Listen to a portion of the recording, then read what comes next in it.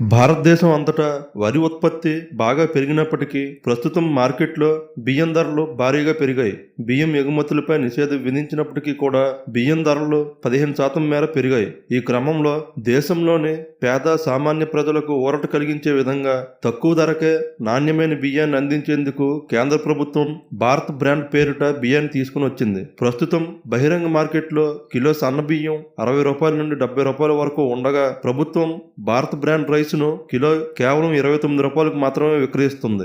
Bharat brand బియ్యం 5 కేజీలు మరియు 10 కేజీల బ్యాగులో లభిస్తాయి. కేంద్ర ప్రభుత్వం ఈ భారత్ బ్రాండ్ బియ్యాన్ని national agricultural cooperative marketing federation of India limited NAFED, national cooperative consumers federation of India limited NCCF, కేంద్రీయ బండార్ రిటైల్ కేంద్రాలతో పాటు మొబైల్ అవుట్లెట్లలో విక్రయించనుంది. అంతేకాకుండా ప్రముఖ ఈ కామర్స్ సైట్లలో కూడా భారత్ బ్రాండ్ రైస్ ను అమ్మకానికి తీసుకురానుంది.